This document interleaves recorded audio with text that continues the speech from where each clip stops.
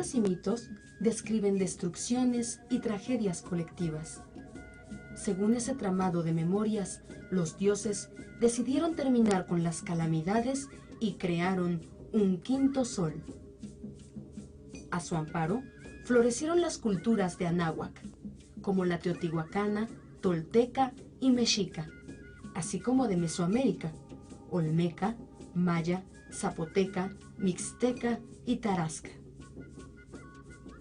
Con nombres y rostros diferentes, tales como Tlaloc, Ixchel, Chac, Tajín, Zahui y Cosijo, el agua ofreció a orillas de lagos, ríos y cenotes una mayor bonanza a quienes pagaban con el tributo de su oficio. Surgieron así los agricultores, los pescadores, los artífices del tule y la chuspata. Al convivir con el agua, aprendieron a hacer de ella una parte de su vida productiva. Sin embargo, también se presentaron largos periodos en que el agua escaseó. Hambre, enfermedad y muerte se abatieron sobre comunidades enteras. Reseca historia que nos abraza con solo acercarse a mirarla. Nuestro país ha padecido los efectos de la sequía a lo largo de su historia. Aun cuando no se conocen con exactitud las fechas en que ocurrieron, se sabe de la existencia de periodos de sequía en el México antiguo. Se tiene conocimiento de una severa sequía ocurrida en 1450. En esos años llovía fuego, se perdían las cosechas y bajaba el nivel de la laguna. Diego Durán, en su Historia de las Indias de la Nueva España e Islas de Tierra Firme, señala que viendo el rey la mortandad que había, dióles licencia y permiso para que pudieran salir del reino a buscar qué comer. Y de esa vez dicen que salieron muchos que nunca más volvieron. Hambre, migración y muerte eran el resultado de estos periodos de ausencia de lluvias, que alteraban no solo la actividad agrícola, sino la vida misma de las comunidades. Pero, ¿qué es la sequía? ¿Cuáles son las causas de este fenómeno natural?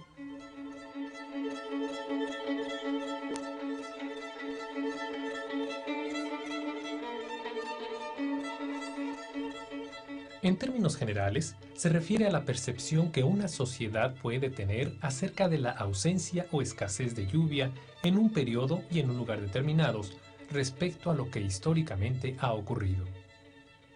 En la región norte de nuestro país, los habitantes piensan que hay sequía cuando deja de llover 5 o 6 años. En otras regiones del mundo, basta con un mes sin lluvias para considerarlo como un periodo de sequía. La sequía es una condición normal y recurrente del clima. Ocurre o puede ocurrir en todas las zonas climáticas, aunque sus características varían significativamente de una región a otra. No hay que confundir la sequía, que es una aberración temporal, con la aridez, ya que esta última prevalece en las regiones con bajas precipitaciones y es una condición permanente del clima.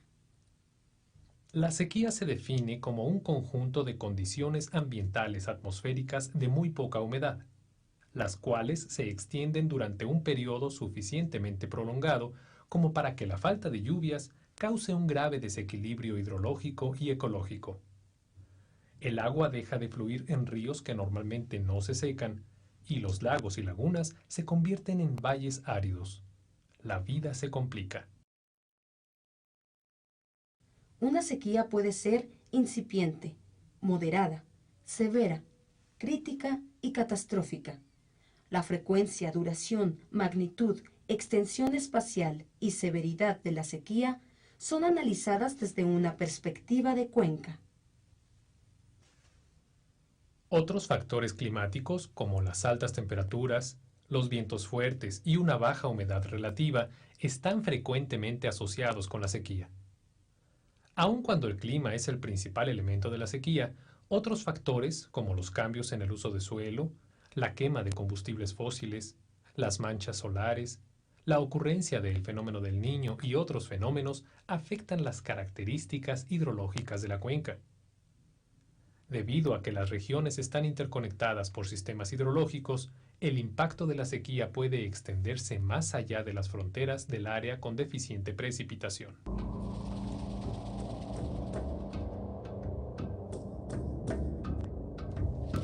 Las antiguas civilizaciones prehispánicas realizaban estudios de astronomía y astrología para predecir el clima y sus efectos en la producción agrícola. Con la celebración de ciertas fiestas y ceremonias religiosas, buscaban atraer buenos temporales. Para prevenir los efectos de la sequía, en algunos lugares hacían terrazas o chinampas, con las que conservaban una mayor humedad en el suelo. En 1521, Hernán Cortés tomó Tenochtitlán. Sin embargo, el mundo prehispánico permaneció vivo aún a pesar de las sequías. Se estima que entre 1725 y 1727 perecieron de hambre más de 17,000 personas en Yucatán a causa de las malas cosechas por la falta de lluvias.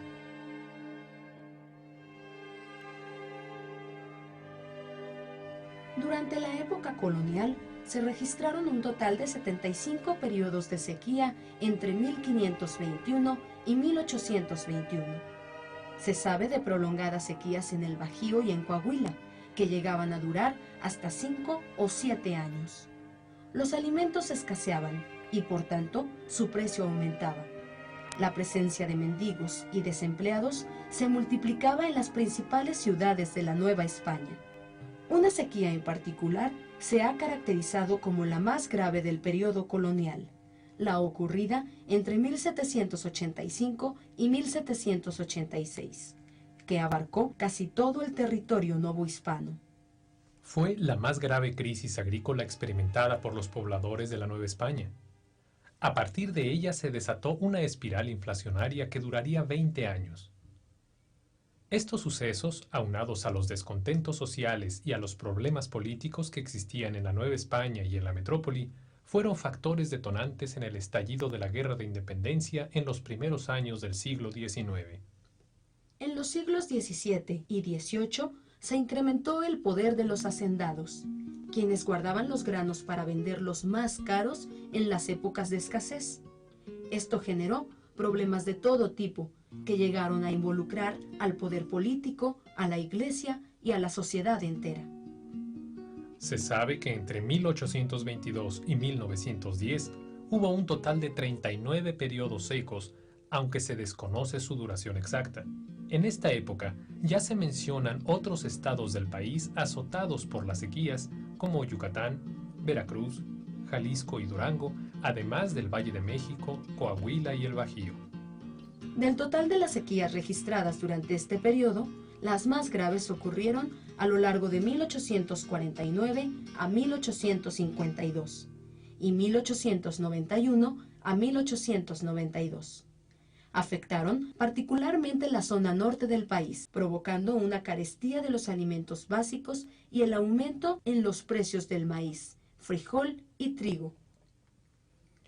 A partir del Porfiriato, se lleva un registro más detallado de los periodos de sequía, su extensión geográfica y sus efectos. Hambre, desempleo, migración y carestía seguían siendo las fatales consecuencias de la escasez de agua en el campo. El maíz y el frijol son los cultivos más castigados por la sequía. Sus devastadores efectos motivaron a los agricultores del norte a demandar la construcción de sistemas de riego. Se estima que para 1910 ya se tenían en todo el país cerca de 700,000 hectáreas bajo riego. Los últimos años con Porfirio Díaz en el poder fueron de sequías constantes en el centro y norte del territorio nacional. Entre 1910 y 1977 se registraron 39 sequías, entre las que destacan como extremadamente graves las de los años 1925, 1935, 1957, 1960, 1962, 1969 y 1977. Estos eventos significaron la ruina para cientos, quizá miles de productores en el campo.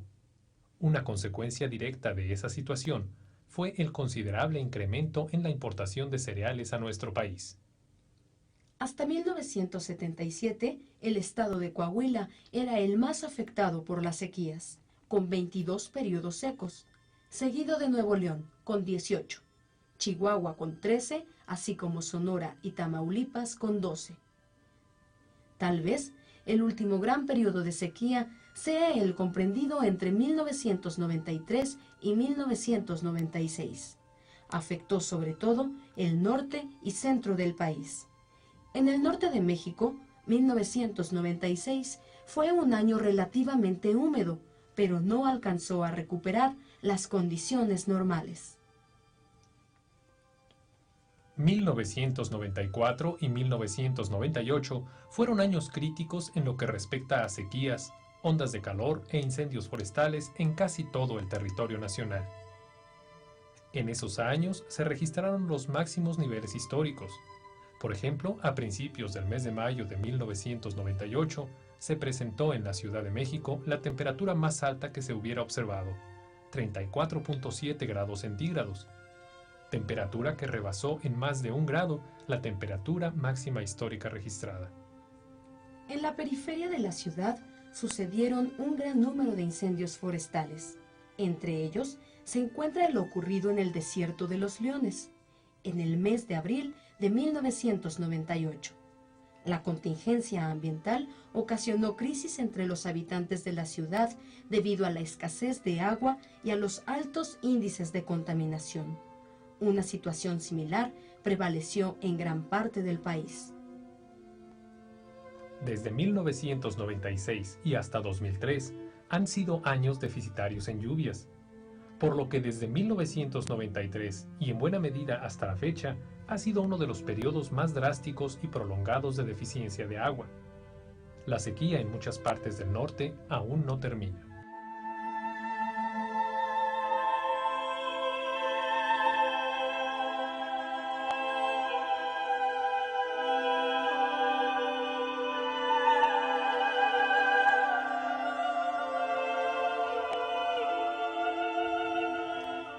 Los desastres naturales, tales como la sequía en su fase más crítica, constituyen detonadores de situaciones sociales, económicas y políticas preexistentes. En el momento de la emergencia afloran conflictos, relaciones y situaciones que no aparecen con tanta claridad cuando la vida no es alterada por la ausencia o escasez de agua. La recurrencia de este fenómeno es difícil de determinar, y su ocurrencia ha transformado a México de un país exportador en uno importador de maíz. Sus efectos se transmiten a toda la economía. Aumentan primero los productos agrícolas, enseguida toda industria que dependa de insumos agrícolas, la de la carne, la de los textiles, de lana o algodón. Aumenta sus costos y el consumidor finalmente lo resiente en el bolsillo. Degradación del medio ambiente, desertificación y pobreza entre la población son manifestaciones de este fenómeno. La tercera parte de la población mexicana vive del sector agrícola. Los ejidos, con tierras de temporal, son susceptibles en extremo, y puesto que la sequía golpea a todas las empresas, las posibilidades de hallar empleo se reducen y, en consecuencia, el desempleo se generaliza. La prevención es la única manera de mitigar sus efectos. Crear organismos destinados a coordinar actividades, tales como el almacenamiento adecuado de granos básicos, hacer un uso eficiente del agua en épocas de abundancia, planes de conservación de la infraestructura y esquemas de difusión que fomente la participación organizada de la sociedad, serán las únicas medidas con las cuales afrontar un fenómeno natural que se hace presente de manera silenciosa, casi sin darnos cuenta.